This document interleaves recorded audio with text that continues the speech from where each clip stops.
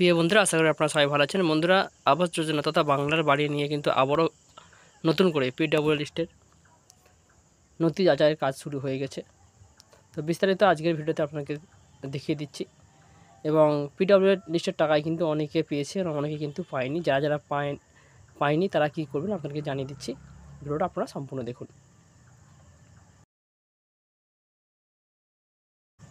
বন্ধুরা, প্রথমে আপনাদেরকে বলে দিই, এর আগে আপনাদেরকে কয়েকটি ভিডিও আপনাদেরকে বলে দিয়েছিলাম যাদের যাদের SMS আসেনি তারা কী করবেন। তো SMS যাদের আসেনি তারা কিন্তু অবশ্যই আপনাদের যখন বাড়ি ভেরিফিকেশান করেছিল, যারা এসেছিল সরকারি আধিকারিকরা বিডিও পঞ্চায়েত থেকে, তারা কিন্তু একটি কাগজ দিয়েছিল, যে কাগজটা নিয়ে আপনাদেরকে বিডিও বা পঞ্চায়েতে গিয়ে আপনাদের ভেরিফিকেশান করে আসতে হবে। এবং অনেকেই কিন্তু বায়োমেট্রিক দিতে হয়েছে। সেই বায়োমেট্রিক দিতে করে থাকেন তাহলে কিন্তু আপনাদের টাকা দ্রুতই আপনাদের অ্যাকাউন্টে ঢুকে যাবে। এবং অনেকেরই টাকা অ্যাকাউন্টে ঢুকেছে কিন্তু তারা কোনোভাবে জানতে পারেননি, তাদের মোবাইল নাম্বারের সঙ্গে ব্যাংকের লিঙ্ক ছিল না। পরে কিন্তু তারা জানতে পারে। তো যারা যারা টাকা পেয়েছেন অবশ্যই কিন্তু আপনারা যত দ্রুত পারবেন আপনাদের বাড়িগুলো তৈরি করুন, ফলে দ্বিতীয় কিস্তির টাকা কিন্তু আপনারা পেয়ে যাবেন খুব শীঘ্রই। চলুন নোটিফিকেশনের মধ্যে আরও বিস্তারিত কী বলে সেটা আলোচনা করে দিচ্ছি আজকের ভিডিওর মাধ্যমে, আপনারা দেখে নিন। বন্ধুরা, আবাস প্রকল্পের খরচা তালিকা প্রকাশের পরে নিয়ম অনুযায়ী গ্রামসভা হয়েছে বৃহস্পতিবার। নথি যাচাইয়ের প্রশিক্ষণ শেষ হওয়ার পথে।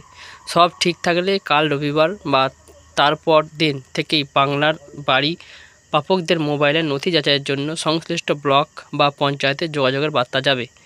নবান্ন সূত্রে জানা যাচ্ছে, সমীক্ষা ও খরচা তালিকা প্রকাশের পরে প্রথম পর্যায়ে জেলায় ৭৯,২৬৬ জনের কাছে বার্তা যাবে। পূর্ব বর্ধমান জেলা প্রশাসনের এক শীর্ষ আধিকারিক বলেন, প্রতিটি সংসদ ধরে নথি যাচাইয়ের কাউন্টার করা হবে।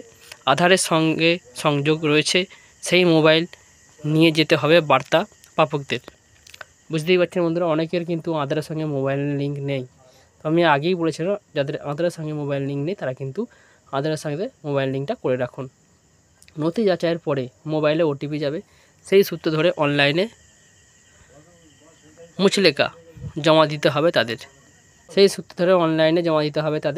বাংলার বাড়ি তালিকার নাম থাকা অনেকের কাছে এখনও অ্যান্ড্রয়েড ফোন নেই। সেই সব বার্তা প্রাপকদের জন্য বায়োমেট্রিক পদ্ধতিতে কম্পিউটারের নথি যাচাইয়ের কাজ করবেন ব্লকের কর্মীরা। তো যাদের কাছে কিন্তু অ্যান্ড্রয়েড মোবাইল নেই তাদের কিন্তু বায়োমেট্রিক পদ্ধতিতে কম্পিউটারের নথি যাচাইয়ের কাজ করবেন ব্লকের কর্মীরা। জেলা শাসক এর নির্দেশে নথি যাচাইয়ের জায়গায় CC ক্যামেরা লাগাবেন বিডিওরা। অভিযোগ উঠলে ক্যামেরার ফুটেজ দেখে সিদ্ধান্ত নেবে প্রশাসন। গত 27 নভেম্বর রাতে জেলা পরিষদের ওয়েবসাইটে বাংলার বাড়ি প্রকল্পের তালিকা প্রকাশিত হয়, যেটা 2024-এ। তারপর লিঙ্ক দেওয়া হয়েছে জেলা প্রশাসনের ওয়েবসাইটে। নির্দেশ ছিল প্রতিটি ব্লক পঞ্চায়েত দপ্তরে এমন জায়গাতে তালিকা টাঙাতে হবে যাতে সেটি সকল দেখতে পায়।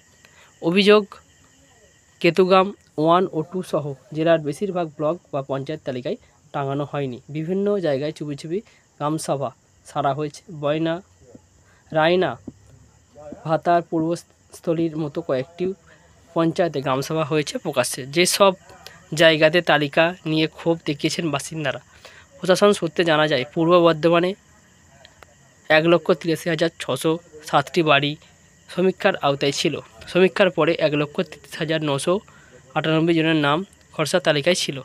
সেখান থেকে 79,267 জনের ফোনে নথি যাচাইয়ের বার্তা পাঠাবে জেলা।